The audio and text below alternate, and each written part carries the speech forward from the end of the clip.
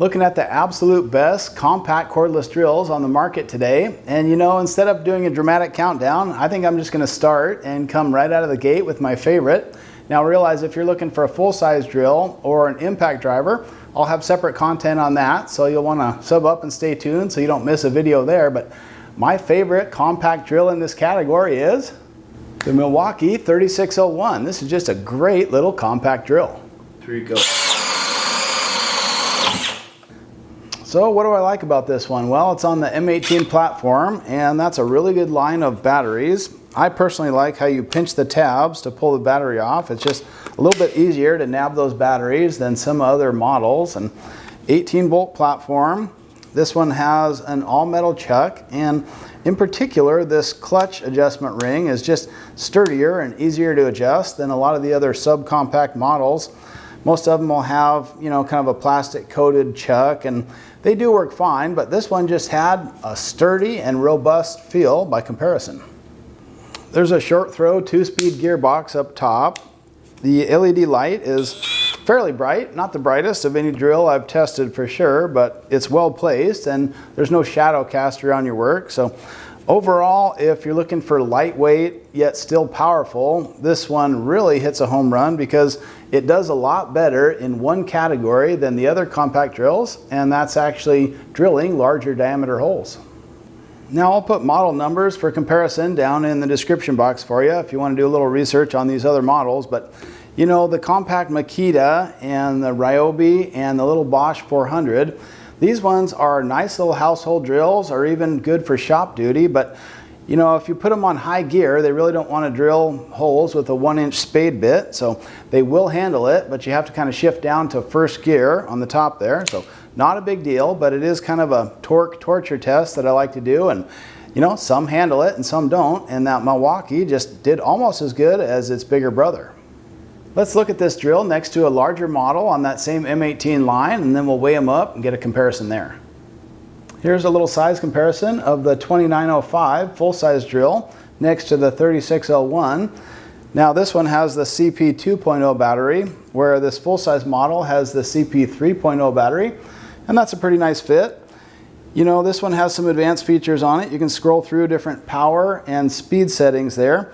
You also get one key connectivity on that, where you don't on the smaller drill, but for me, that's really not a deal breaker. I tend to like a basic drill as long as it's powerful, robust, and has good features. And this one, for me, just so far is checking all the boxes. And having all these drills in the shop to do this popular woodworking review, this is the compact version that I've been reaching to time and time again. With a larger drill, you'd obviously expect to get some more power, and this one also comes with some extra features as well. But what does that cost you in terms of weight? Let's weigh both of these up and see how they compare.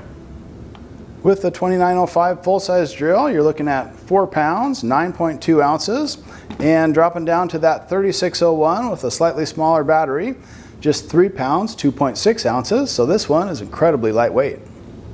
It's not the lightest in the group though. That title belongs to the Bosch 400, just over 2 pounds, 12 ounces, so an absolute featherweight there. And the Makita subcompact is another one that comes in sub 3 pounds, very lightweight. So are these the type of drills that are going to handle absolutely everything for you, from household and shop work all the way up to building decks and construction work? No, I don't think so. These don't strike me as construction beasts, so you definitely want to choose what type of tool you're going for. But actually, if you're doing primarily shop work, these ones do have the advantage at being lighter weight. So let's take a look at a couple of these that stand out. The Dewalt Atomic next to that 3601. Here you go. So these are the two that really felt like they could do heavier duty jobs. This one is the Dewalt DCD 794, by the way.